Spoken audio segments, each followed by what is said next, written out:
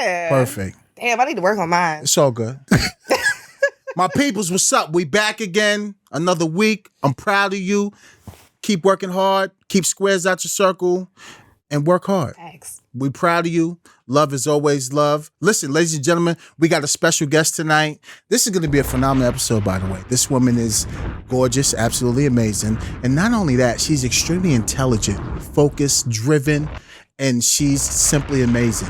With no further ado, we're not going to waste any fucking time tonight, ladies and gentlemen. We got to lay the red carpet out for our sister, Tesa, baby!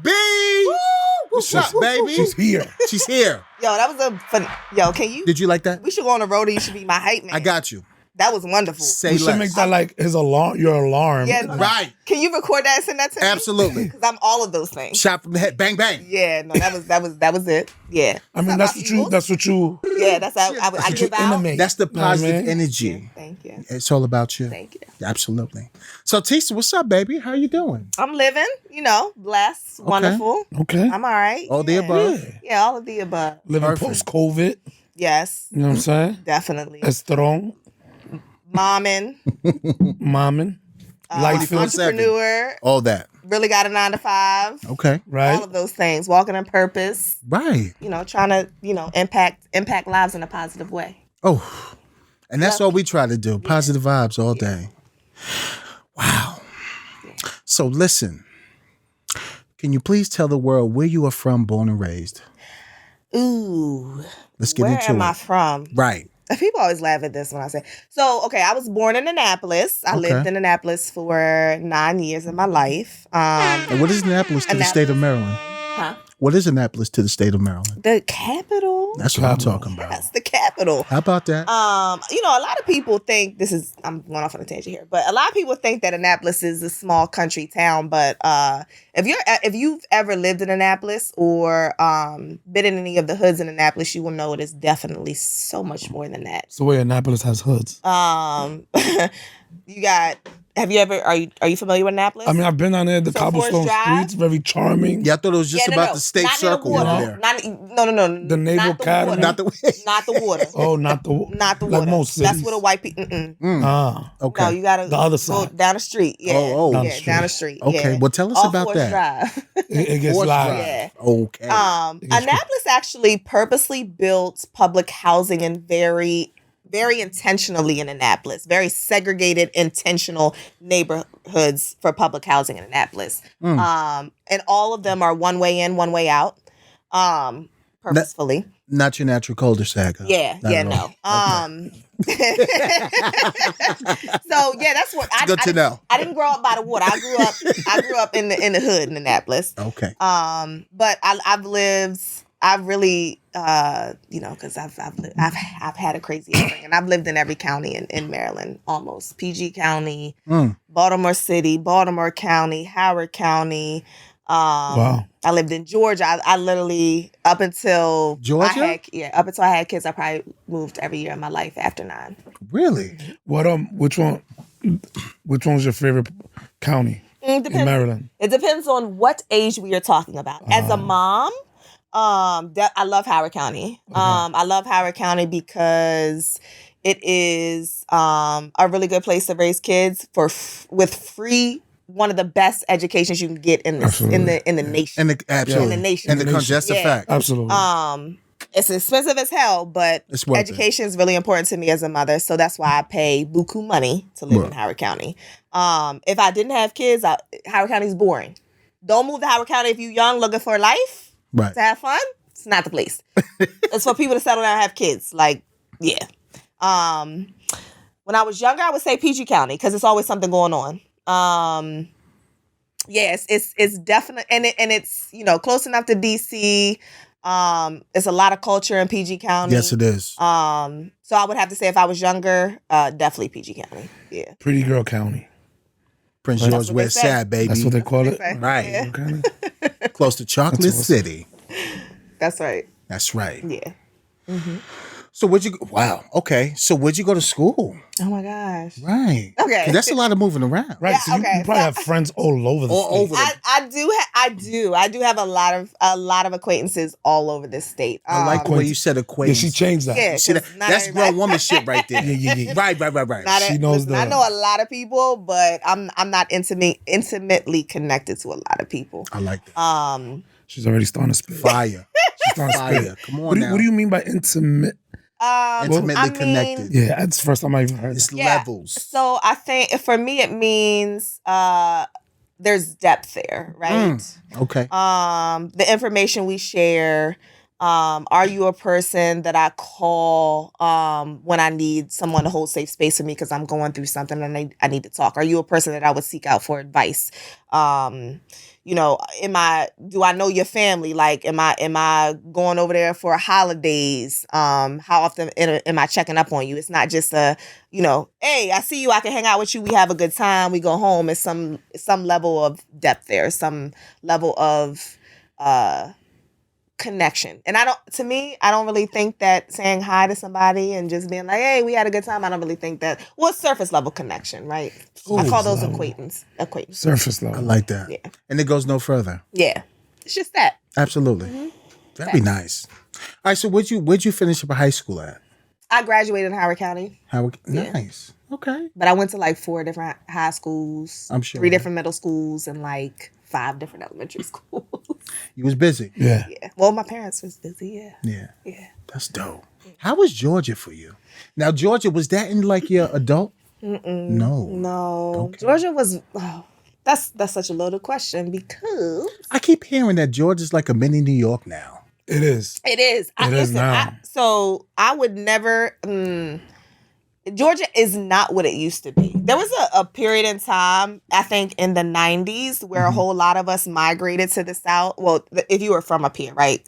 A whole lot of us migrated to Georgia. And it's very overpopulated now. Traffic is crazy. Too much traffic. The cost of living ain't what it used to be. Right. Right? Like, talking about 1-bedroom apartments are like $1,500. Like, that's not too far from what we pay up here. You know what I'm saying? Right. But when I was younger, I like what I do like about Georgia then, and what I like about it now is that people are extremely friendly. Like, when I go see my sister, I exercise, I walk around her neighborhood, and neighbors just be like, Hey, y'all. "Hey!" Like, Right, you know okay. what I mean? Like, people speak. Yeah. People are very friendly. But they're also hella racist in Georgia too. Damn. We just can't get away from that shit. But it's a lot more. It's a lot more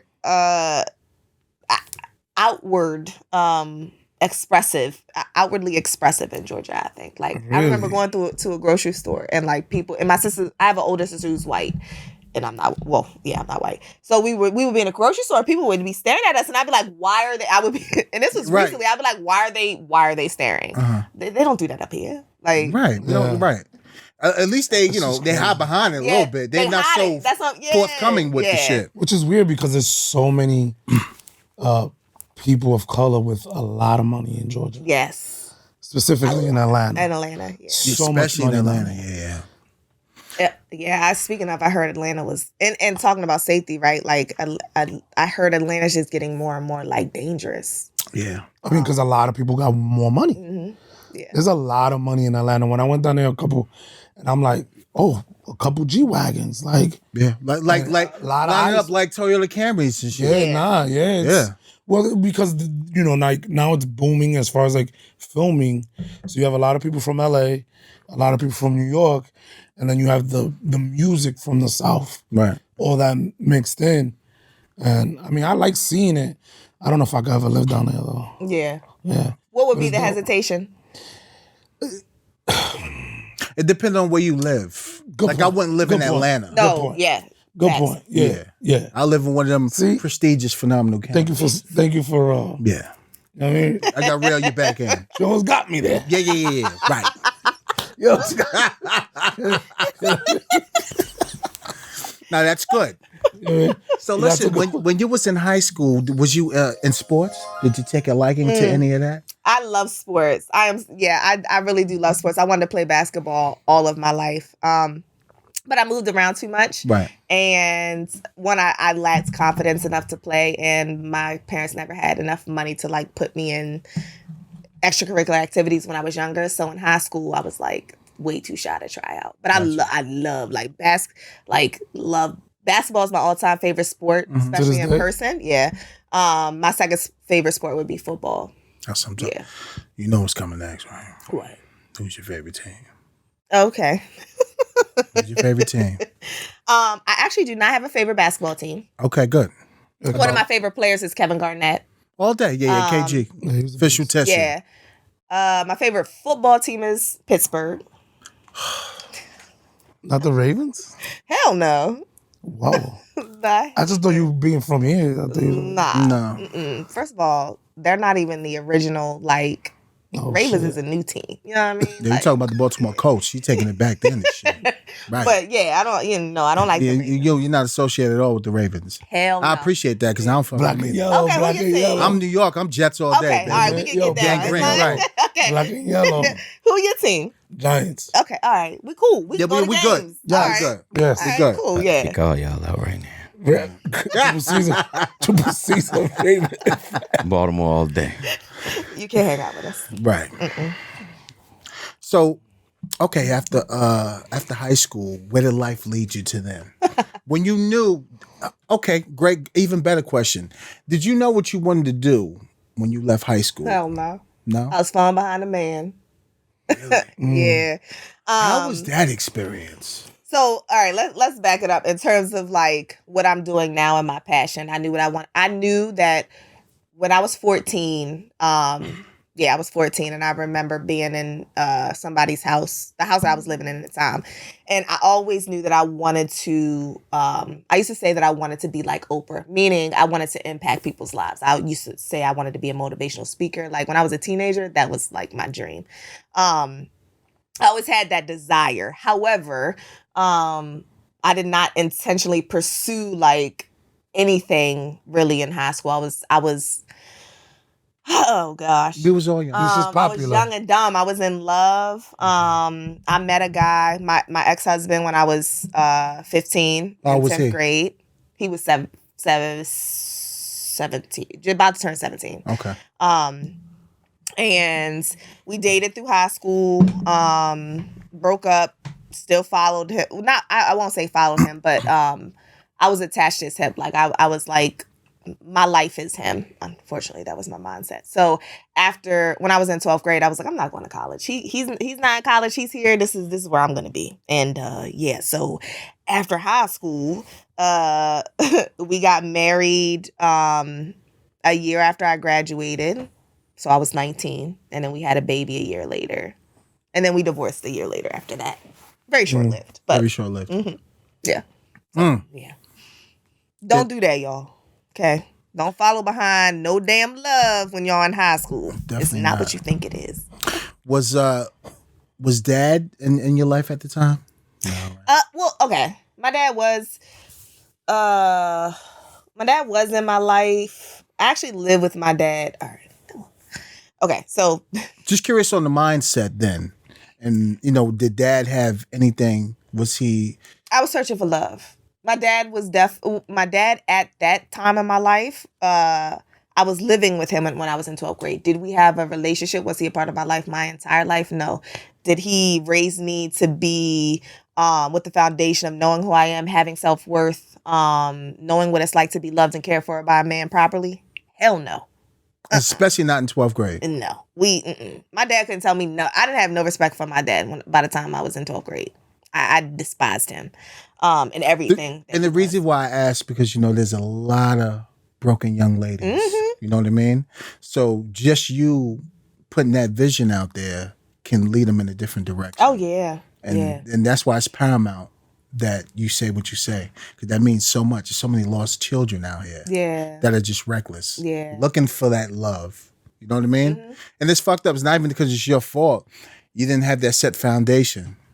Instead of making that right, you made that left. Yep. You know what I mean? So I appreciate you and commend you for even just saying that, because it takes a lot. It takes a lot. That's a lot. Yeah. That's a lot. On that topic, like, I think that absent my dad giving me what I think a father should in terms of being that example of a man's love. I think it even would have helped if I had been taught somewhere how to love myself. Even if it wasn't from my dad, right? Like, just because we put a whole lot of emphasis on that. Like, a father is the first example for a girl To how fall to be in love loved, with. right? And while that's true, I think more importantly on how a person's supposed to love you, we need to do more of teaching people how to love themselves. Absolutely. Because if you teach yourself, if we're taught like how to love ourselves, how to develop our self-worth absent of our parents giving it to us, because yes, they are supposed to. That's a very important. Yes, we would love them to, right? And that's a very important foundational thing that we should all have. So many of us don't have that, even with our parents being around. Sometimes our parents don't know how to teach that. Oh yeah. Right. So T, like, Oh my gosh. I know you talk about this usually on your IG live. How does one begin that? Like, how do you start that? How do you tap How do into you that teach for that? parents that don't know how to do it? Yeah. Because there's some men that, for not even my experience, but what I see, like me, I'm a girl dad. I got three beautiful young ladies. When it comes to taking them to the bathroom, I love that. I love that, and the respect that that's my baby. So I love to show them how to wipe right. You know what I'm saying? Yeah. A lot of men, I can't do that. Have your mother take. No. Yeah. I'd rather them learn from their mother and me. Yeah, that part. Because I'm daddy. I want them to know you can come to daddy for anything. There's nothing that we can speak about that I won't want to talk about. I want to talk about any and everything. Because I want to give you the jewels and the foundation and the roadmap to this shit here called life. Yep. Because it's real. Yep. There's a lot of lost girls out there. Yeah. So many. Many. That too, on top of that, you don't want some bozo coming by. Because you'll get a herb ass. Oh no, this is the way you do it. Exactly. And it's Bozo. completely wrong. Completely wrong. And completely Now- not up to your standard of level of living. No. Right. No. So that's huge. Yeah, really big. And I think, like, I love that you said, I don't, for me, it's important to show my girls, like, I am daddy. I want to show them all things. One, I love that because we're talking about outside of gender roles, right? Like, I hate the idea that a woman's supposed to teach her girls or boys this and a man's supposed to teach them I think that's bullshit. Now, don't get me wrong. I think, like, Certain there's things. certain things, Yes. right? At a certain age. Right. They need a male for or a Right. woman They need for. that woman's Right. touch, of course. I Right. can't give you that. Right. But I understand. There's certain level of I'm never going to be able to teach my sons about certain manhood because I'm not a man, right? You got to get that from your dad. Absolutely. But in terms of like the little things like that, like why wouldn't you be you can watch a YouTube video to teach your girl how to wipe Absolutely. herself. I think that's huge. It's that's really huge. big. It's really big. That's hygiene. That's teaching them the right. Like that personal area is everything. That is really your treasure. Yeah, that's a form of love. It is. Teaching it like so personal experience, like talking about how you teach your kid how to love themselves. Hygiene is one of those things. That's paramount. When I was younger, in the environment that I grew up, well, because my mom was, coked out, like nobody was teaching me how to like proper hygiene. You know what I'm saying? Like I had to develop that later in life, like for myself, you know what I'm saying? Through trial and error. Like talking about of having a form of self-love. Like I didn't, there was no importance on that, but taking care of your physical being has a lot to do with how you love yourself. Absolutely. That's so wild. You'll be surprised how many people have come on the podcast and said the same exact thing. Really? Yeah, it's just crazy. Like, I guess just the way we grew up. Yeah. Because I'm old school. Like when I get the girls up in the morning, when I'm, when it's daddy time and when it's time for school, everything. You get lotioned up, everything. I even grease your face. Back in the 80s. Yeah, hell yeah. Arms, legs, everything. The whole face Stay be shiny. greased up. Yeah. Yes. But that's huge to me. It's huge. Especially, I'm big on like lips, chapstick. You know how many kids have chapped lips? That is so bad. Yes. Your cracked lips. That shit, bothers me. So I grease me that ask you a shit up question. to the core. Do you inspect your kids? Every day. That's huge for me. I do that like you know why? once a Because week. you're not going to go out the house because you're a reflection of me. No, I'm saying like the body, everything, right? Absolutely. Just to make sure there's no black and blue right here or all that. A lot of parents don't do that. They don't. They don't. You gotta inspect. Like I want to know, even if you fell in school, I need that phone call. Yeah. What happened? Oh yeah, I need to know that that. my kid. Because a lot of times you see a kid there in pajamas, right? And it's like, but you don't know if somebody might have punched them or done something crazy. I always like try to inspect my kids. That's actually a good, I found because I grew up, I was sexually abused a lot as a kid. And I always was like, I never wanted, thank you, I appreciate that. I never wanted to have girls. You're amazing. Thank you. I never wanted to have girls because I was like, oh, I don't want to have to deal with that. I will tell you that level of paranoid for me was even heightened with boys. Right. Because for me, in my mind, I was like, this is just perception. It's not reality. But a boy suffering through like sexual abuse. Oh, wow. I hate to say this, but like women, they're a little bit stronger than men when it comes to certain things. When it comes to like resilience. I think for a fact women are stronger than men. Yeah. You said what? I think for a fact that women are stronger than men. So like for me, when I had boys, I didn't realize I was like, oh my gosh, it's so much worse. But when they were younger, I found myself like I'm definitely like I started talking to my kids super early about like know your private parts, somebody touching you, and I found myself when they were like in the tub when they were super young, like just being like everything looked like you know what I mean, like and not only that, not even that, and also like they might have a hernia and you don't even know. Mm-hmm. You see a little bump, you're like, wait a minute, where'd that come from? Yeah, catch it early. Yeah, facts. But yeah, I could even imagine. Yeah. Wow. Yo, that's the shout out to you just to overcome your past and just be here and shed so much, positivity to like everyone you know. Because not for nothing, a lot of women mentally can be fucked up. A lot of us are fucked up. Yeah. I think we all fucked up. I think we all fucked up. Yeah. And everybody got some shit with them now. We all got some shit with them. I wanted to say I think we're all fucked up. And back to what we said earlier, I think we all just need love. That's my thing, Dre. That's my thing. Like love is like when I say that I really am passionate about cultivating space for love, hope, healing, and growth. That like love heals. Love is why we are all here. Love and connection is what that's huge. What I believe. Now, when did you know your why? It's a process, but when did you know that you was fully engulfed in it? Probably. And what is your why? Please elaborate. That's a really good question. Thank you. I will tell you. Okay, so I had this experience. I think it was in like 2000. So, yeah, 2019. Mm-hmm. That was soon. And it was very recent. Like before COVID. Yeah, right before COVID, or like a year before COVID. Mm-hmm. And I remember sitting on my couch, and I was kind of like going through, like just questioning a lot of things. First of all, I'm a deep processor, right? So I'm always about to sit and think about you were thinking. Heavily. Yeah, absolutely. That's what I'm about to do. So I was sitting on the couch and I was just like reflecting on my life and the things that I've gone through, my parents, the men that have come in and out of my life, and how I've shown up in people's lives. And nice nails, by thank you. Absolutely. And I will tell you, for me, it was God speaking to me when I was sitting on my couch, and he was just like, I felt like he was pouring into my spirit, like, this is why you've gone through this. This is why I made you. This is why you have amazing resilience and tenacity and strength. And I was looking at my parents, like it was just, he was opening my eyes to everything that I am. And why he made me the way that I am, and like my true purpose. I call that you got to look in the mirror.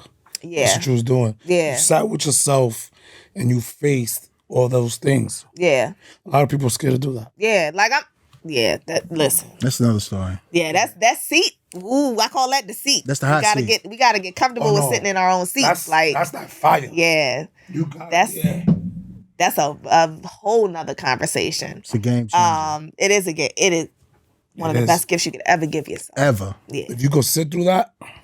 Facts. Sit with it and then come out and do something different.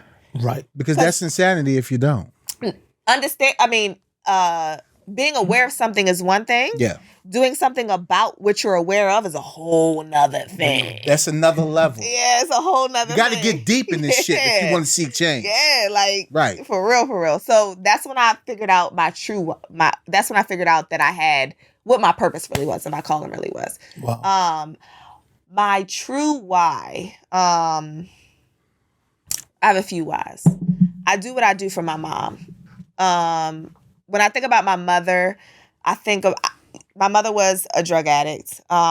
She overdosed when I was 13.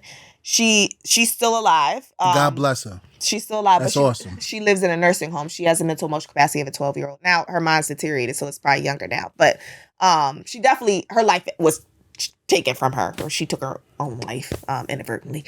And I think about all of that my mother, and I know her backstory. So I think about all of what she's gone through and she fought to overcome, but yet she didn't have enough strength to really change her life and heal, right? To really change her life and not succumb to her addiction. Mm-hmm. So I feel like my why is, if I heal, I'm healing my mother. If I heal, I'm healing my kids and my grandkids and my great grandkids, right? You're breaking that domino effect, right? Generational curse. Yeah. So that's really my true why. And my second why would be to not let everything I've gone through be in vain. There we I've said go. that since I was little. Like, I refuse to let everything that I've overcome be for nothing. Absolutely. No. Right, because it's too much pain to still let it go. Listen. It's that currency. That currency. It's too much to carry. Yeah, Let that shit go. Somebody got benefit from this. It wasn't for nothing. Like, right. yeah. Absolutely. So that would be my second one. So you're living in your why now. Mm-hmm. What do you do for a living?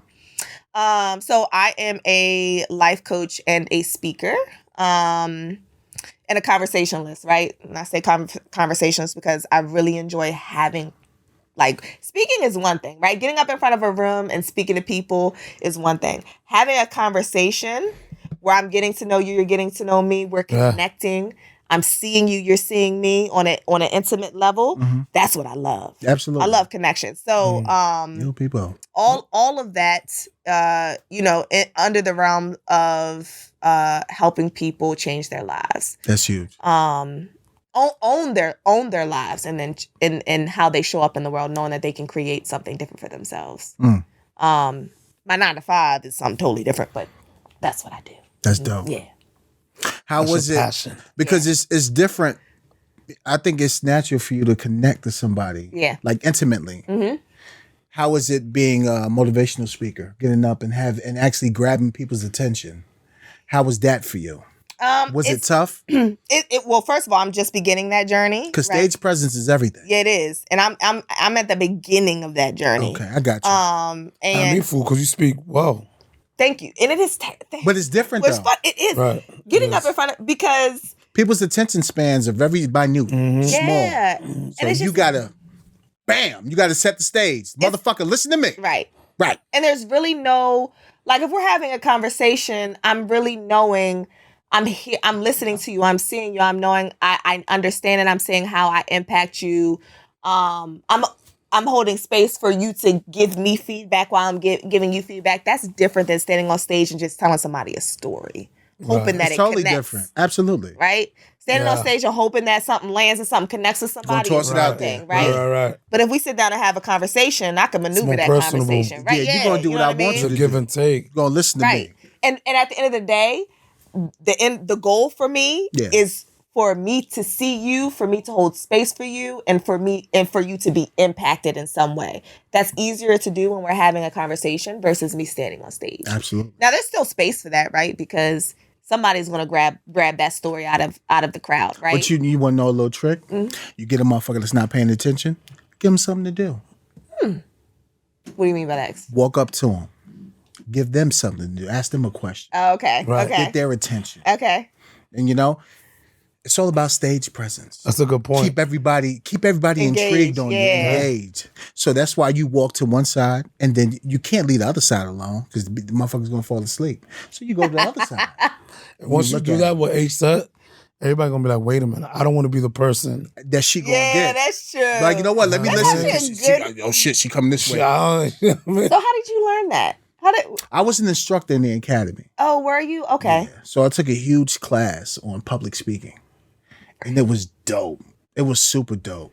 And I had nervous? such a But like, were you nervous? like now you're gonna be nervous because you're talking to the people. Yeah. Yeah. And the biggest thing is you want them to you want to have their attention. People's attention spans are so small. Especially nowadays. Even when we go to in-service, with old officers that got time, or even the new officers, motherfuckers falling asleep. On their They don't phones. want to listen. They just doing their own thing on their phone texting. So, you got to do shit to liven it up to make them laugh, make them, keep them interested. That engagement. And that engagement and those little rocks that you throw out there. Somebody's asleep, you go there, pat them on the shoulder, and you give them a question, have them answer it. That is a jewel. And then I'm telling you, I got you. Yeah, listen, I'm gonna have to call you and we gotta tell you got to give me some tips. Yeah. I got this shit is here. It's fun. I have a question though for y'all. Please do. Talking about impact of people's lives, right? You guys are in law enforcement. And a lot of people have a perception. There are perceptions in this world that, y'all are just what was it? To protect and serve. Now, I mean, that's literally what it says, right?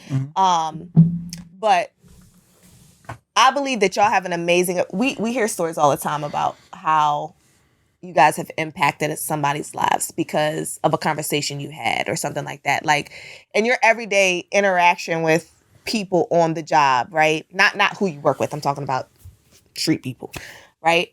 How much ability, that's the first question, do you have to impact a person's life?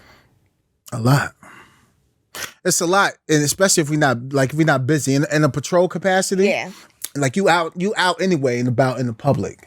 You in your local businesses, you in your streets, the hot blocks where there's a lot of crime activity. Yeah. So, when you get out your patrol car, that's the biggest thing is talking. Introducing yourself. If you're new to the area, listen, I'm Officer so-and-so.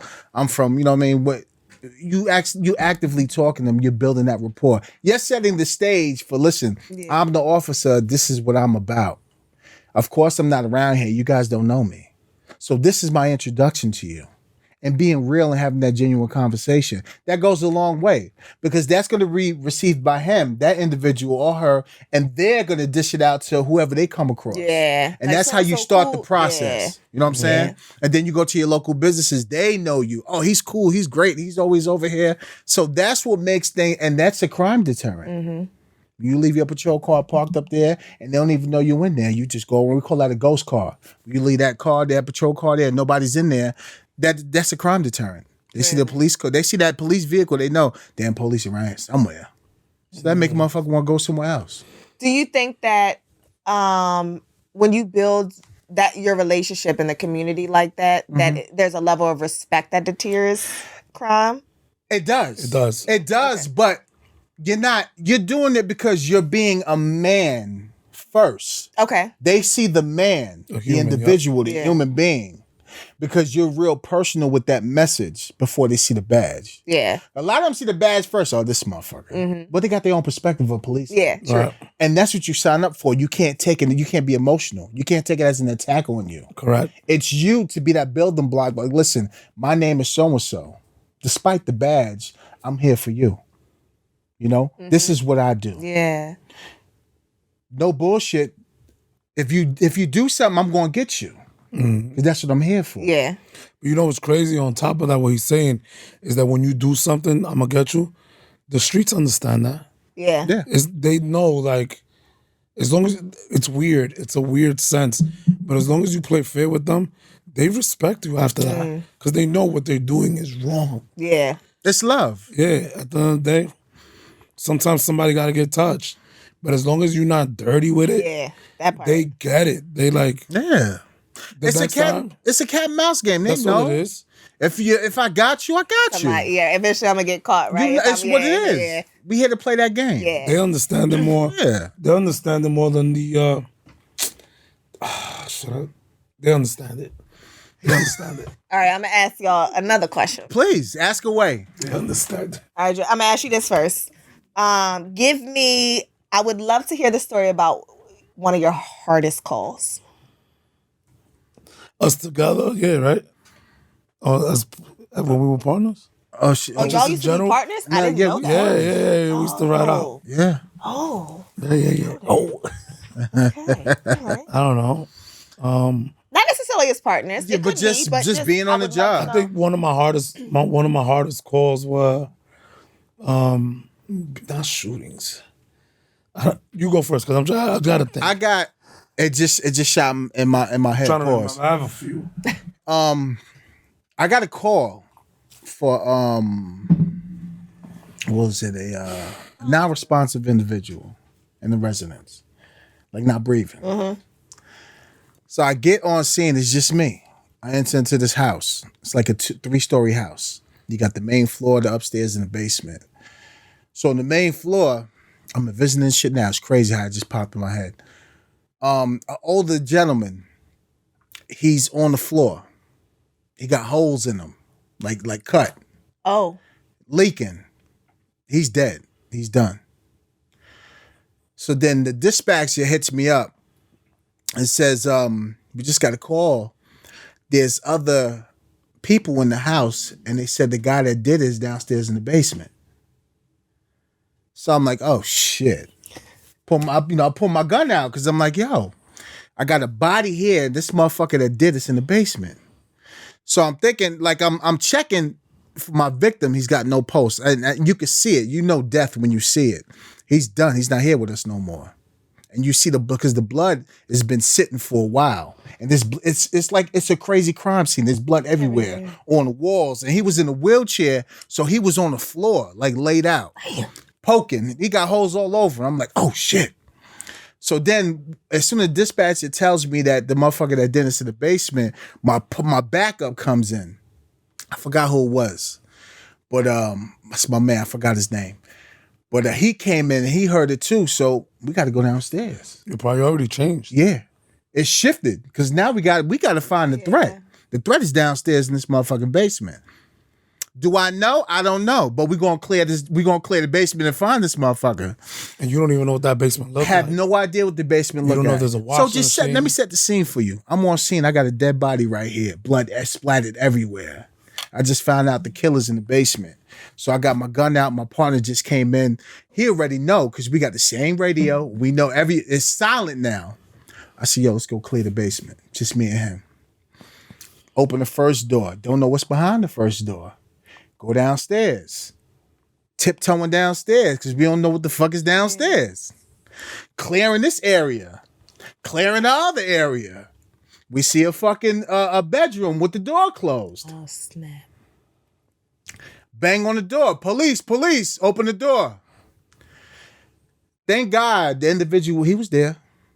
But he was compliant. He spoke. Yes, I'm here. I said, listen, do me a favor, open the door with your hands up. If something other than if there's something else in your hand, it's not going to be a good thing for you. Open the fucking door nice and slow. So as soon as he opened the door, I kicked the door. Boom! Kicked the door in. He had blood all in his hands, everything. And he put his hands behind his back, put the cuffs on him, took him upstairs, Mirandized him, all that good shit. And put him down to bookings. Now we got the crime scene, set the crime scene up, notified homicide, had them come. It was a gory scene. And there were still people upstairs? Yeah, they was hiding. Dang. They was hiding. Did he live there? Did he live there? No, he lived there. He was a resident. I think it was like a one of them homes. I forget. Not assisted living? No, it's not. It was Like a halfway house. Like a halfway house, something like that. And I think they had they argued about something so minute. But the guy the victim, he was in a wheelchair. He couldn't walk. Yeah. Like, yo, what you doing? And he cut him. We found a knife and everything. And he admitted to it. Yeah. He admitted to it. Wow. The suspect had nowhere else to go. He had nowhere else to go. But just think, we're entering the unknown now. So the threat level went from 0 to 100 extremely fast. Yeah. Because in my head, I'm like, I'm going to have to take a motherfucker out. I don't know. I see he poked him, but I don't know if he got a gun on him. I don't know shit. Yeah. You got to go into the situation anticipating that The person's worst. going to attack you. Yeah. But the best thing is how you talk to people. Yeah. He's a killer, but we build a rapport at the same time. Right. Listen, I'm not here to hurt you, but I need to open that door. You got to come out here. I need your hands up, because if you got something in your hands when that door opens, it's not gonna be a good thing for you. Mm-hmm. So building that rapport instantaneously is everything. There's a lot of officers that probably would have lost their shit. Why do you think that is? My temperament. It sucks. Training, going through what you've been through prior to law enforcement helps you be an amazing officer. Yeah. The job don't make us, we make the job. Mm-hmm. Yeah. So that's why the stigma, all police is bad, that's bullshit. And that's why this platform was made, for everybody can understand. Yo, we real live people. We do this on the regular. Yeah. We're not going to let people dictate how police is. Absolutely not. You didn't go through an academy. You don't go through diamond training. You ain't been through murder scenes. You ain't been through a scene where a person hung themselves and you got to be the first one there. You ain't been to a scene where a black guy shot up. You there, you see the victim on the floor. You gotta poke. You see the holes, the blood leaking out. You gotta seal that hole. Not to mention you gotta area canvas the scene to see if the killer's still out there, because they still on scene. Because a lot of them like to watch what they did. Absolutely, yeah, absolutely. So they still be on scene. Yeah, like and they looking like, damn, who did that to him? And they watching whoever's running their fucking mouth. Oh yeah, that's a. You gotta understand the mindset of these motherfuckers. Yeah, I guess So you got to be a good crazy to do this job. Yeah. You got to multitask instantaneously in a hot situation. Okay. And the situation is always fluid. And I'm For not. me, I think it's that fight I had with the guy. The fight or flight, bro. I get a call. It was on Bel Air Road. One of them side joints off of Bel Air Road. Mm-hmm. Right after Foreman Mills, one of those side blocks. I forgot what's the name of those. 4x4.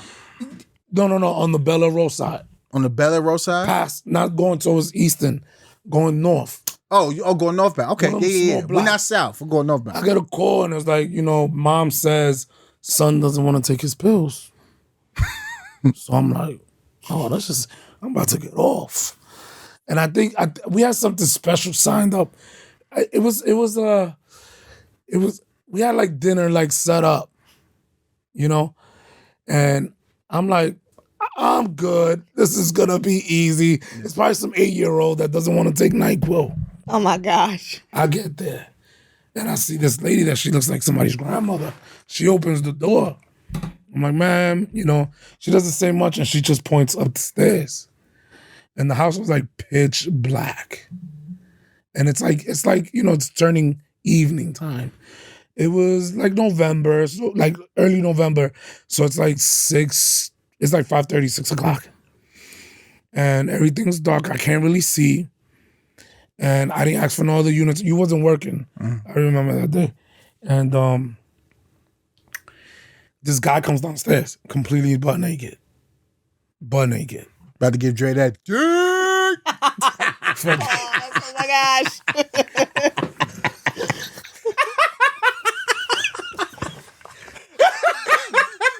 I mean, he almost did. Not like this. Not like he fucked us up. But look, trying to get that nigga some of that filet McNuggets. He was a mental case. Can I say that?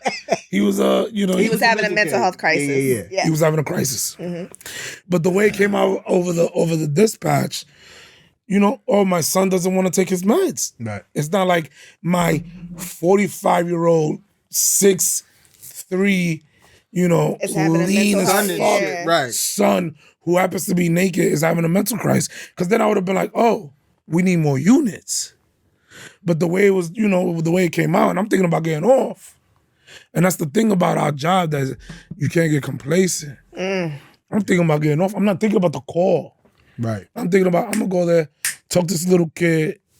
Like, hey, we go with the people. Yeah. Yo, homie, just take your medicine. No. Homie came downstairs, met me halfway. He looked at me, he was butt naked, and like just ran back up. I said, I need other units. And then he goes in the room, he's in the deep corner, and he's like messing with cigarette butts. And like the younger guys, they all sergeants now, shout out to them. They came with tasers, and we give him verbal warnings, and this guy's not like budging at all. And then he stands up, someone says something. It was like a command, like, sir, I guess he just, it was the one that made him flip. And this is my call. And I'm like trying to tell the guys, like, chill, like, because I don't want to do the extra stuff. Yeah. Somebody said something crazy. Tesa came out, the light, and the guy looked at us and just zoned in and like charged us. And when he charged us, the taser was deployed. And when he fell back, the room was pitch black. And I got a picture of it. There was like it was like a million cigarette butts all over the room. It was like a mattress on the floor. And like, you see the way it's set up on the dresser, there was like big gulps. And we later found out that all those cups were filled with urine. What? So when he fell back, the urine fell on him. Splash. We smell it. Now we can't tase him again because he's wet. We gotta go hands on. And when I tell you this dude, like, he tossed a lot of dudes. Yeah, I mean, people that are, I don't know what his mental condition was, but people in a mental health crisis are like next level strong. Yeah, next level strong. There was a big struggle, and then we finally subdue him. And I don't want to get into it, but we finally subdue him. Grandma that opened the door, that was his mom. Be careful with him. He's HIV positive. How about that? And they don't went hands on with him. Hands on with everything. With fluids, bodily fluids on you. Horrible. Damn. Yeah. You know what's the toughest part about that? And I'm sure a lot of people on this job it's like, yo, that's not the toughest part about that. When I get off after the paperwork is done, I don't miss dinner, and I'm the bad guy at home. Yep. That's okay. I got another That's question. the tough part. I got another. When you save, you know what I'm saying? You saved this dude from possibly killing his own mother. Yeah. But when you come home, you're the asshole. How do you deal with that? You got to compartmentalize it. That's the thing. Do you, though? Yeah. I mean, I don't know. To me, I got so much going on. Mm-hmm. So me, I keep the job as a business. I'm there to put my 8 to 16 hours in the shift, and I'm done. I'm keeping it moving because I got other shit going on. We got other businesses going on. I don't let. Come on with it. I know it's coming. No, go ahead. I know it's coming. Come on with it. You got other? No, finish your sentence. I get excited, so I'll be ready. Yeah, but I don't let it bother me. I really don't, because the joy I get is when I get home and I see my girls. He's always been like that, though. Okay, that's what's important to me. The job don't bother me, even if it's high risk. I know I could die. I don't care about that shit. God got a bigger purpose for me. Yeah. So if I get into a firefight, I'm equipped to know how I'm act. And when it's time to get in, it's time to get it in. You can't think twice about that. Death comes with this job. Then that's another good story. If it's gonna happen, it's gonna happen. But preparation is key. So when I go on sites, it's on and popping. I'm not worried about the fucking threat. You need to worry about me. Because you took me to that level. So I'm full and ready to go to whatever level you want to get to. What's up? And once I get on sites, it's over. And if he's still besting at me and I don't got no more ammo, and I'm running. I'm gonna throw you. I'm gonna get low real quick. But it comes with the job. Like, I'm not worried about that because we trained Baltimore City. We trained to a different level. Yeah, it's a different level. You know what I'm saying? So it's really like being the Joker. I'm gonna laugh with you, but when it's time to get into some shit, whatever, it's what it is. That's another call. I'm in the Southern. Check the well-being. This beautiful nurse from and I think she was at Annapolis, finds her daughter who is on drugs, has a hole in her chest from all the drugs, calls 911. I'm there to, it's a sick case. And like two around the corner, you hear the shots ring off. Same thing he said. Fuck this, I'm gonna go to that. And we're running towards them shots. And, it wasn't like heroic, but I'm up on sites. But you know what's crazy? The people that were outside that day, they all got in my way. And they let the shooter run off. I mean, there was cameras. Intentionally or Absolutely. Yeah. what? Absolutely. Remember, I think I told you about that stuff. Yeah. Yeah. Wow. They got in the way. Like, I'm running and they're like purposely trying to trip me. Yeah. That's a tough call. Yeah. And you see the guy running, just getting away. Shout out to my partner that day. Yeah. Did he catch him? Later on, through the investigation, like through the shooting, the investigation. It's really different though. It is. It's different. Yeah, I mean, I can't even imagine how y'all do y'all jobs when the whole no snitching culture is like how they live their life. But that's not true though. It ain't true. A lot of motherfuckers is It telling. ain't true. Okay. Yeah, So because what we when see your family and what member they gets say. killed, Yeah. when your family member gets killed, a lot of they help with the investigation. As Okay. they should. Well, that's good. Because it's through pain. But when here's the difference. Here's the difference. Not done. When it's a homicide, they talk. Because at the end of the day, right, like detectives, they're in offices, they're doing homework on the previous shooting, on the previous homicide, on the previous rape, on the previous child abuse. So whatever's happening now, we don't know. It's reactionary, right? So we get a call for a shooting or homicide, right? We get there. Where were you when they killed my cousin? Right? They tend to talk on a certain investigation because they want that sense of relief. They want that justice at the end of the day. But if it's a shooting and their cousin lives, they're not gonna talk to detectives because they want that get back. Oh, yeah. So that's where the no snitching. Vengeance versus justice. Yeah. Right. Yeah. And that's the game that's being played on a larger level. Got it. Yeah. That makes sense. But when somebody passes away, it's like everybody, you see the community come together. Because it hits hard. It does. It hits hard. Speaking of hitting hard, right? Ooh. I was gonna go somewhere else with it. Damn. Fucking water sauce.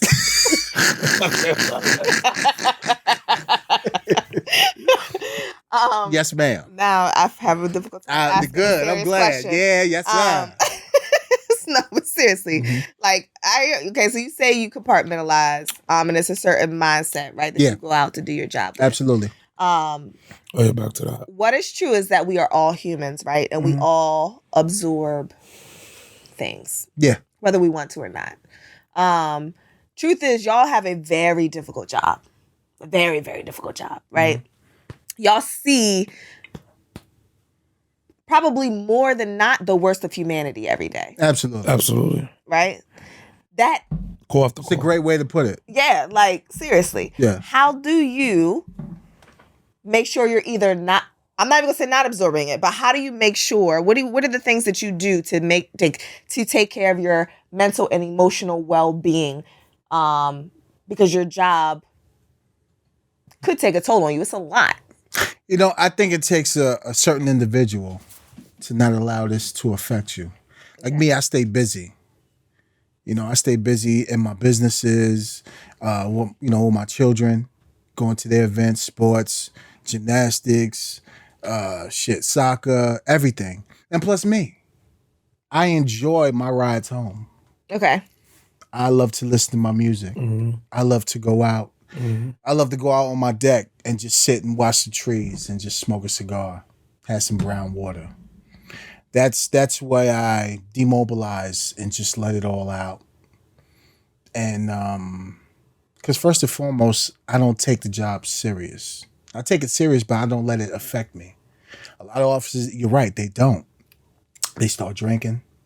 It affects their marriage. I'm me. I'm always going to be Ralph. I'm always going to be daddy. Because that's just the kind of motherfucker I am. I'm strong. I'm built for it. To not let this fucking job affect me at all. That's all it is, a job. 8 to 16 hours, whatever I do a day. And I'm going to leave it at that when I leave. Take a shower. When I get home, take the uniform off. And that's it. I'm dad. I'm having fun. Because there's more life than just policing. Policing is just a piece of what we do. It's fun. I love it. Is it dangerous? Of course, because you're dealing with humans. And a lot of humans, there's a certain element out there that's just going to cause bodily harm to people. Yeah. And it's just a fact. That's just what it is. I mean, humans the most unpredictable animal on this planet. So when I'm on duty, I handle things accordingly. And when I'm clocking out, that's it. I want to have some fun. I generally love to laugh and have a good time. It's just my personality. Yeah. And I'm always going to be that way. I got other shit going on besides policing. That's just a piece. I don't give a fuck. I'm not police every day, all day. I don't give a fuck about that. But when I'm on it, I'm on it. We're going to handle business. We're going to do our job and get the fuck out of there and keep it moving. So I don't let that bother me. Is there other ways I think I can channel that and that energy? It probably could be different ways I can, but I don't think it bothers me. Personally, no, I don't. Has anybody in your life ever said otherwise? No. I'm not a drinker, so alcohol don't bother me. I don't drink. I'm an occasional drinker with the pinky up, crossing my legs and shit like that. Not you copying me, okay. Right, you know what I mean? But yeah, it's more to life. I love to laugh, positive energy. Policing is just a part that we do, you know? And we have fun with it. Like I said, we make policing. Policing don't make us. It's fun. And we build relationships. But I have fun. But yeah, I don't think it bothers me. It doesn't. It's not normal to see, you know, people hanging themselves, dead bodies. Unfortunately, that's what you sign up for. So, you know, you got to get used to it and keep it moving. Okay. What about you, Dre? It was a little bit different for me. Like now I'm more so in the realm that he's saying. But like for a long time, I was heavy drinking, heavy, I don't know, just that. Heavy drinking. I don't know why. It's the same way. Like, I'll take the uniform off, and I'm cool, I'm chilling, I'm all that. But it's like, I don't know, sometimes it's like, damn, could I've helped that person a little bit more? Could I've done? And you just start drinking, you know? Or it's like you want to help your squad mate, you know? And then you just hit the bottle because you can't do nothing else. Yeah. I'm heavy into like working out, right? I may not look like a bodybuilder, but lifting is the shit, like, and also MMA training. But it's like you can only do that but so much. You can't go in there and do it for 6 hours. Right. You could go in there and do it for like an hour and a half. You beat yourself up, and then you still got to go home. And when you sit down, you know, it's 9:00 at night. The house is quiet. It's you. And it's just you, and your mind starts replaying these things. And for a long time, I was heavy drinking, heavy drinker. But I think now, especially with this, like, the podcast has become very therapeutic. And we share stories, and it gets to come out. Mm-hmm. You know what I'm saying? It gets to come out, and then it's dope hearing the feedback from the people.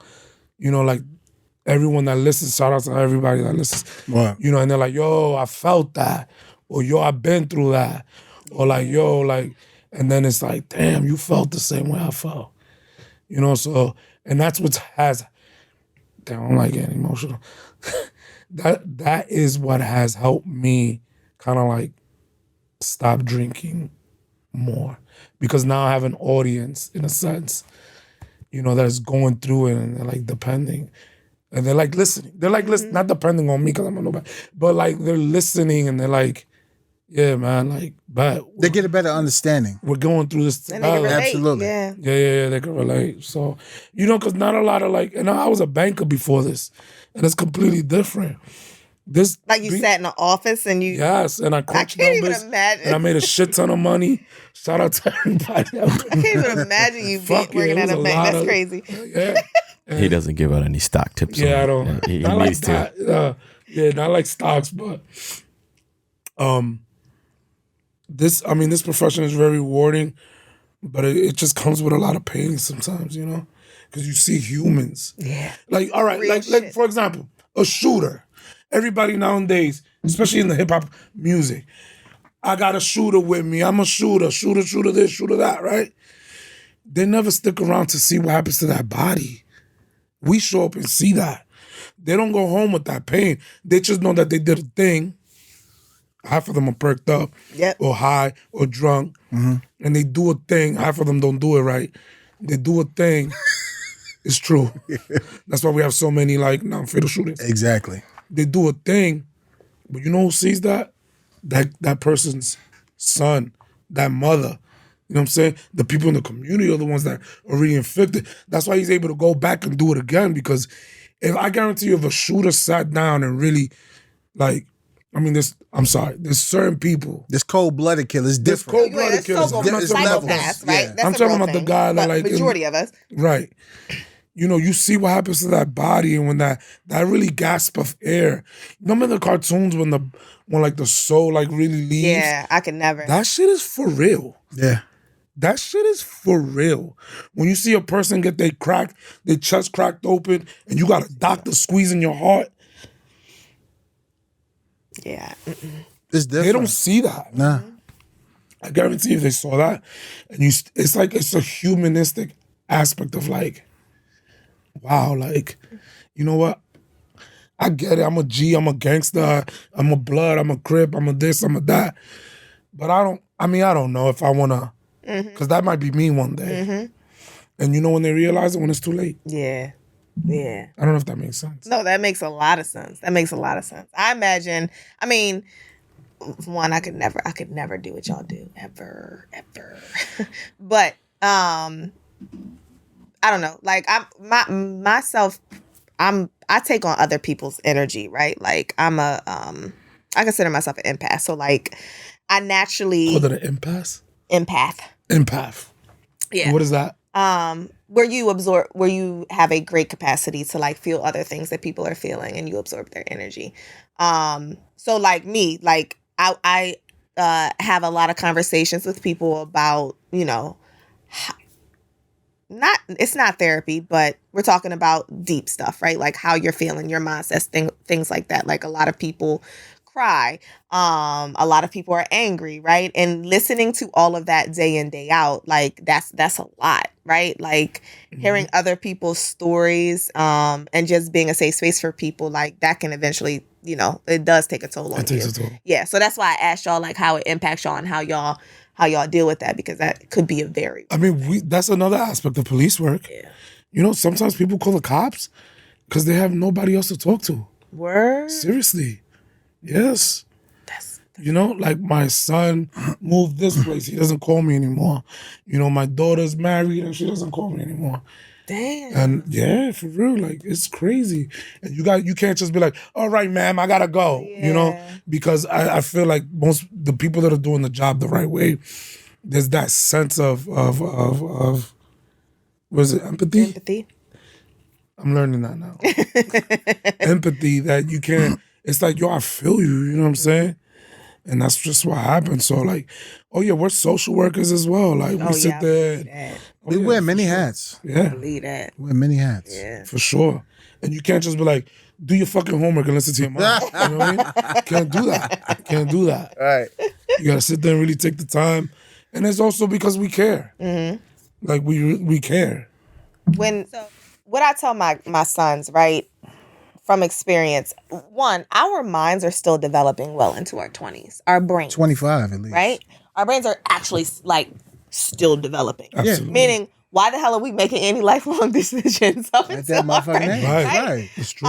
But so when I think about what I want now, did I possess that in my 20s? No. Could kids possess it in their 20s? I don't know. But so like for me now, I think females, mentally. maybe. Because naturally, you guys are smarter than us. We're a lot of fucking dorks. But what it really is about our ability to. So for me, if I could express like what I would want, I'm single, right? And when I think about what I want in a mate, right? It is that the things that I believe that lead to have a sustaining long-term marriage, because I believe in marriage, is one, the ability for someone to be self-aware. You have to be a person who is willing to look at yourself, to be uncomfortable and really look at yourself and how you show up. Like, a lot of people don't want to do that. A lot of people, that's a very uncomfortable thing to do. So one, being self-aware, and also knowing yourself. Like, there has to be some we are always growing. Literally, we're always evolving. We're not the same persons we're gonna be in our 50s. We're not. I mean, character. Will you be loving? Sure. Will you be a man of integrity? Sure. But we're gonna be evolving as individuals, right? So, the ability for one to know yourself and to really explore that, and somebody to believe in individuality, meaning you growing and expanding and learning to love something different 10 years from now has nothing to do with me. And I want you to do that. I want you to explore. I want you to be happy. I want you to just always want to discover yourself. I think it's a really important thing in relationships. Like, I don't need you to be who I want you to be. Right. You don't got to be the same person. You don't got to like what we liked 10 years ago. Right. Like, but I think that's the problem in marriages. I feel like they're fixated on the person they met when they got yes, married. that's very true. And they see the different levels of that individual growing and elevating in life. Right. And wanting more things. And Once you they know, see the elevation, it's like, who are you? You get a taste of success and you see things different moving this direction. Like, me and Dre talk about it all the time. Like, I'm tired of living safe. I feel that. I know what you mean by that. You know what I mean? You get an opportunity, like, it's cool to have the house built, living here, this and that. But if it's more I can grab, I want that. Yeah. I don't want to do this to retire in 25 years. For what? And then when I can retire in 2-3 years doing something else, fully committing to something else. But not only that, age, like, you retire, you do 25, and then within 5 years, God forbid you pass away from a heart attack. Because that's the statistics for cops. You know what I'm saying? So it's like you do all that only to live 5 years. That's truly, wild. really? Yeah. Like, really think about it. Yeah. You're not going to enjoy it. You did all that to live 5 years. Yeah. And now you got to go. If you're lucky. Yeah. Because a lot of them, they going before that 2.5. Absolutely. 3 years. So I think the levels in life, as you grow as an individual and you see more opportunities come, I'm driven on success. I'm driven on grind. I come from a single parent. I know that. Never had a house, had apartments. Me and mom's going everywhere. You know what that's like. You want more for your kids. You know what I'm saying? And then you get that stage where you got the house, you got the dog, you got all this other shit. All right, what's next? Oh, I can get that? More? What? Seriously? That's right there? Yeah. That's within, like, hands reach? That's like... Just a little bit of grind and commitment that I'm used to doing?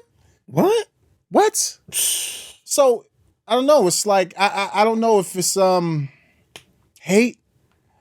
I don't know if it's no, don't do that. I don't know what it is. I just know I want to... Be a little bit of fear. Fear. I just know I want to... Like me, I'm married to my kids. Day in and day out. Same. And I'm married to I got my kids, my moms, always gonna take care of moms. Even my wife. That's my nigga forever. Even if we don't, you know what I'm saying? Make it. It's okay. The biggest thing is having that conversation and being real about it. And just say, listen, I love you forever. Certain things don't make it. And it's okay. You gotta have that conversation. Who wants to argue? Who wants to be in that negative energy when they reach a certain level in life? Like you want to like chill. I don't want to be around that shit. You know what I'm saying? Especially when you chasing a goal. And that goal is to take care of everybody. Right. So it's like, do you understand the objective? It's going to take grind. This shit ain't easy. Life is tough. Very tough. And if you want certain things in life, you got to grind for. Ain't nobody giving you shit. So it's going to take grind. It's going to take grit. It's going to take for you to fully understand. All right, you know what? He got this. All right, I got to take care of that. And still having communication, because communication is key. Communication is key. It is key. Communication and understanding, because I can express all day, but are you understanding? Are you fully understanding? Yeah. That's true. That piece. So it takes both parties. You know what I mean? And it's just a lot. It's a lot. It really is. Like, but me, I'm a driven individual. You know, just policing is not good enough for me. Not at all. Just check every 2 weeks.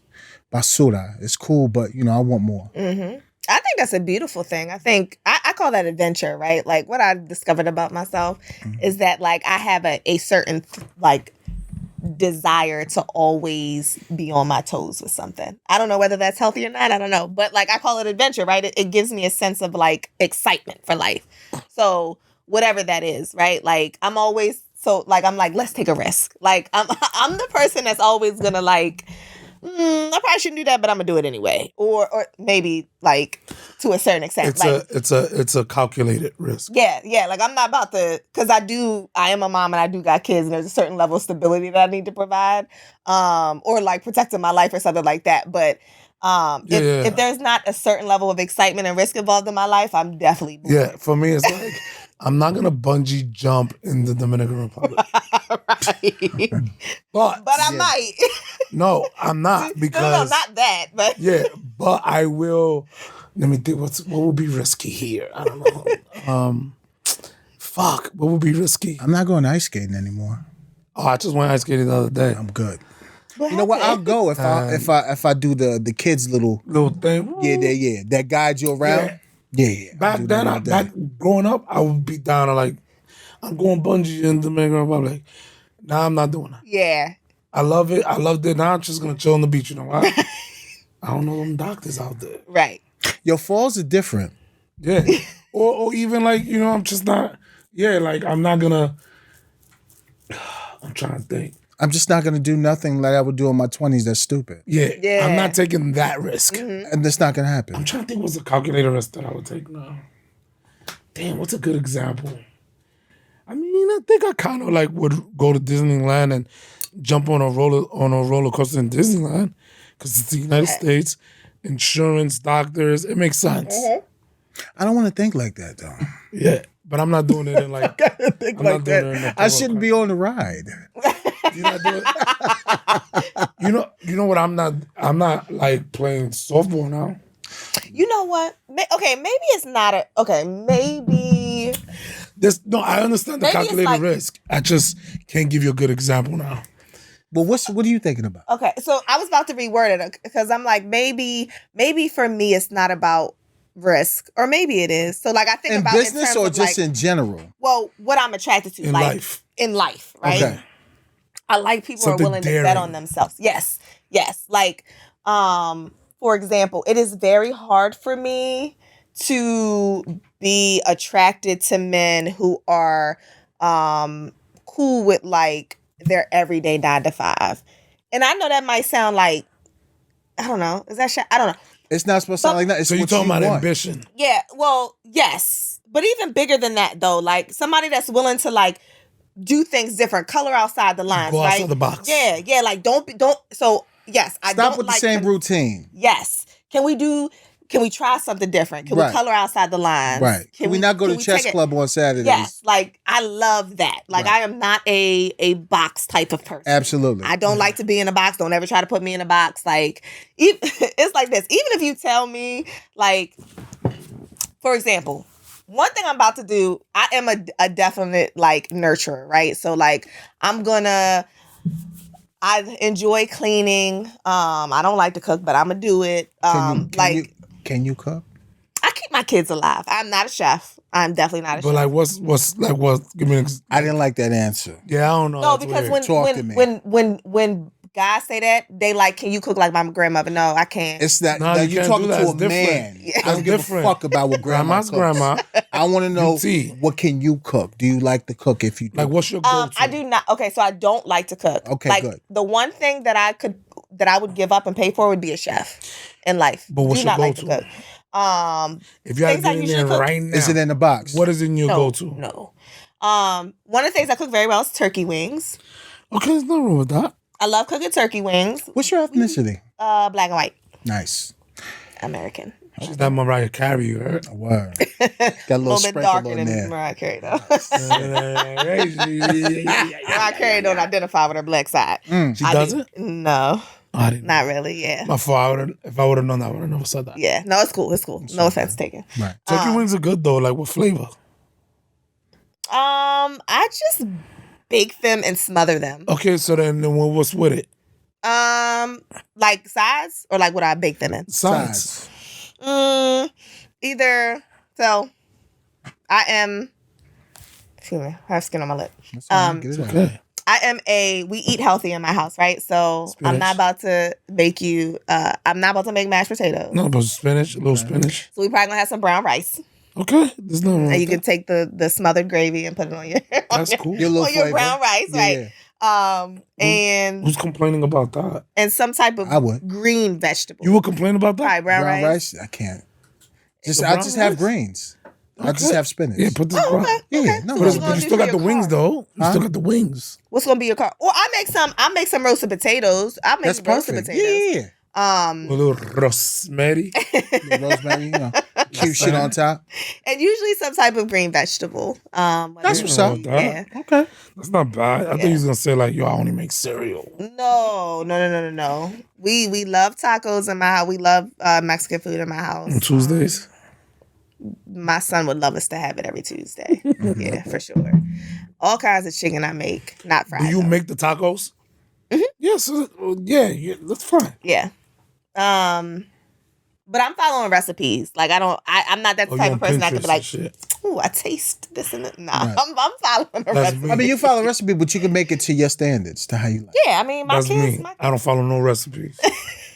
I'm like, I'm on the low. Yeah, that's what I call Ha, a cook. ooh. So to me, that's what I call a cook. I'm not Yeah. like that. Like I'm following a recipe. Yeah, I'm following a recipe. Yeah, I puts it together. See, that's the difference, though. Like, my mom's raised like, I'm a king. I really do it all. Nah, I clean your house. Can't nobody I clean clean my your car house. or your house Cook, like me. clean, everything. I'm a whole car detailer. A word? Yeah, Damn, for like real? I'm talking about in the crevice. Can't nobody clean Cars? like Really? me. I promise What you. made you yeah. do that? Like, So that when I was younger and like moments that my mom was clean, like she was always cleaning her car at the car wash. Mm. On top of me always loving cleaning ever since I was little, that's where I get it from. So like I'm detailed when I clean. Is your I'm car hitting clean right now? baseboards. No, because my son drives it 95% of the time, and I be damned sure, babe. if I'm cleaning a car that I don't drive. Absolutely. Sure, blame it on him. No, I promise you, we can call him right now. Matter of fact, I had to tell him I not do love a clean car though. Oh, listen. I take it to the car wash in a heartbeat. Oh yeah, I'm not doing that. I'm lazy. I'm not. Like that? Yeah, I drop Y'all that shit listen, off. I'm trying to tell you, I could get your vents and everything. So you Oh, be you- out yeah, there you like detail. Yeah, Saturday like I'm morning trying to tell you. with the Right. I'm hand washing. I'm getting in the wheels. I'm getting in the crevices. Like, That's a Really? lot. yeah, I'm Yeah, that's a trying- lot. Yeah, and I clean my house the same Yo, way. damn, Miss Parker wash her car.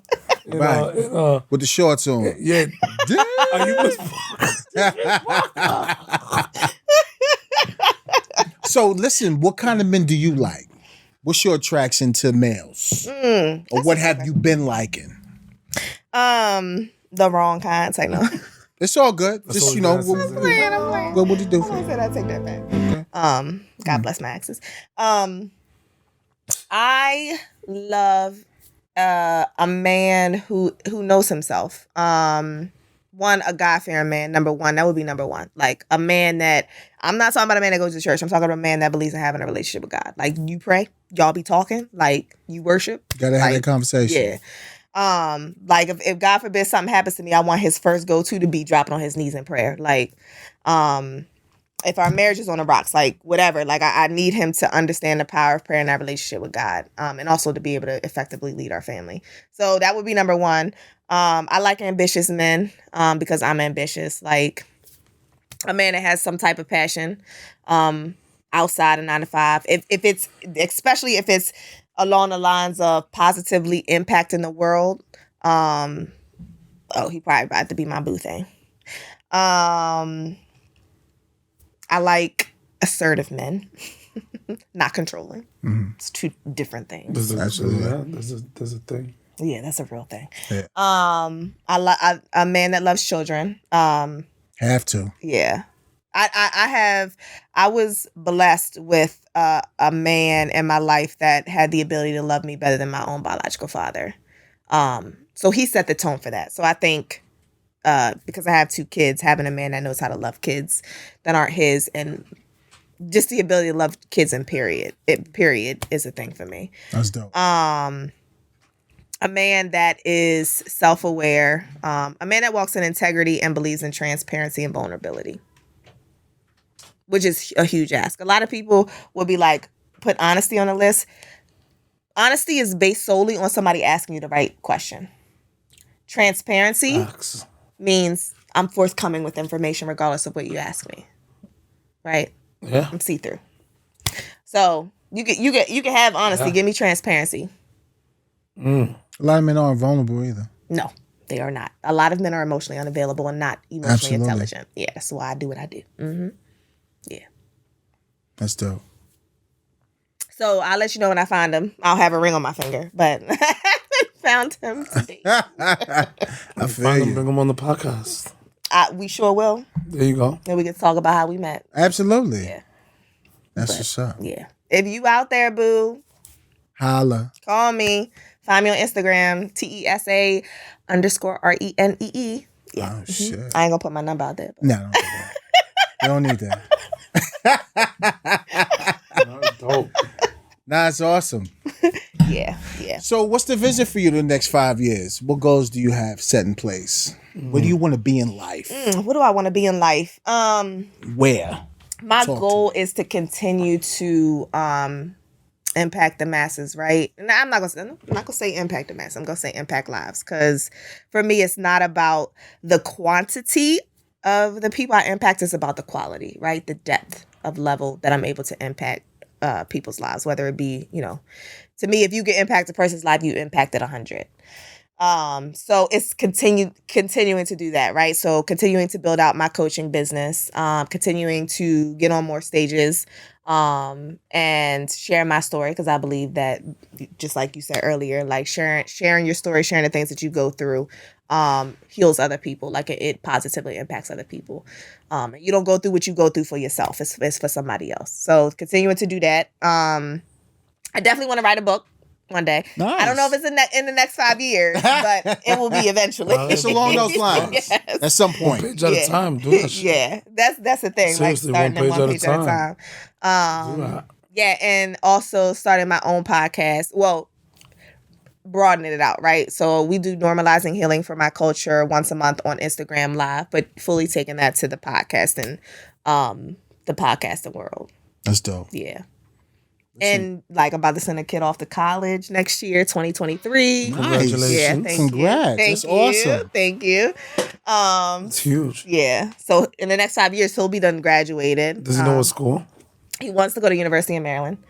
Terp all day. Yeah. It's really hard to get in there now, though. Yeah. Very hard to be in state and go there. So criteria is different, huh? It's very different. But hey, if he has to go out of state, why not? He's not going out of state. He could do it in state. The only school he applied to out of state was Virginia Tech. Okay. All the rest of them, Morgan, Bowie, Howard, University of Maryland, UMBC. Oh, he wants to stay home. Yeah, he not. Both of my kids. And that's probably because of me. But I'm like, please go away. I want you to see the world. Yeah. But they like, no. They're like, Mom. Yeah, even my oldest, who is pretend like he hate me, but I need them turkey ones. See, like I need to know how to wash my clothes. They're both staying close. Mm-hmm. I ain't mad at that. I think a lot of it has to do with the fact that I'm single too. Like I remember my oldest, he's about to be 18 in a month. He used to tell me like, Mom, I want you to be married before I go off to college. I'm like, why? He's like, because I just want to know you're okay. I'm like, I'm good. Good. But mind you, both of my kids have seen me single majority of their lives. Like, you know what I mean? We got divorced when my oldest was 1, right? My youngest never seen me in a relationship with his father. We broke up before he was born. So both of them have seen me single. So I don't even know what they worried about, because I don't, you know what I mean? I be good, but maybe it's because I don't got no man that they like. I need to stay at home close to mother. Yeah. I don't know, y'all. I gotta ask them. It'll work out. I'm gonna be straight. Right. I'm gonna be straight. Shit, find a man, least of your worries. I don't know. It be getting lonely out here. Nah, I feel you. Yeah, it be lonely. That's why. Well, you know what? That's why they gotta fit that criteria. You can't just be with anybody. Yeah, you can't settle for sure. Listen, I tell people this all the time. I done worked on myself way too much. Yo, when I tell you the level, the level of uncomfortability that I've sat in, and pushing through the hard shit that I've had to go through, I refuse to accept anything less from anybody else. I know that's right. Yeah, so settling is not an option. No, ever. Not an option. Love that. Nope. You feel me? What? Absolutely. Loving it. Yeah. This is a great conversation. It was great. That was dope. I'm glad you came on. I'm glad y'all invited me. Of course. You got to come back. Yeah, and y'all got to come on. Y'all got to come on. We got to do a live together. That's a given. That's a given. Set it up. They gonna love y'all. They gonna eat y'all up. Please do. Why not? Because when they see this drop, it's going to be crazy. I mean, it's a lot of caramello going around. You know what I'm saying? Right. It's a whole lot of light skin in this going on. Yeah, gotta be. Absolutely. That caramelo, that's what's up. You know what I'm saying? That chocolate de That Any shout outs you want to give out before we wrap this thing up? Shout outs. Ooh, that's good. Do people normally do shout outs? Absolutely. I'm shout out my kids, even though I know they're not gonna watch this. But I did tell them I was coming. That's good. I'll tell you what. Shout out to my kids because I will tell you, in building a business, they both know that I'm building a business and I have to sacrifice a lot of time away from them. Especially my youngest, because he is at the age where he wants that. But they be, the other day I won a new client, and they came out, my youngest came out the room and was like, "Ma, you got it? You got it?" Like, he be praying for me at church, like he praying for my business. Yeah. Shout out to my kids for being amazing, amazing men, amazing Black young men. Yeah. Shout out to my kids. Shout out to them. That's dope. And how can the world reach you? You can find me on Instagram at Tesa _Renee, TESA _RENEE. YouTube is the same. TikTok's the same, although it don't be popping over there, so don't try to look for me that hard. It will be though. Yeah. My website is www.tesa-renee.com. Yeah, so find me. Y'all need a coach. Y'all want to book me. Y'all want to work together, collab. You want to be inspired. You want to inspire people. Hit me up. That's what's up. It's amazing. All right, folks. We love you. Silverback Chronicles podcast. I want to thank my sister Tesa coming in. She is absolutely amazing. The best ever. Phenomenal episode. Everybody stay safe. Keep squares out your circle. Keep God first. Work hard. It's okay to be by yourself and work on you and just put all your energy in you because nobody else could do that for you. All right? Tastes better when you work hard for it. Dre. Peace and love. Triple C. Blessed are the peacemakers. All right, y'all. We love you. Be safe. Enjoy your weekend. We'll see you next week. Peace.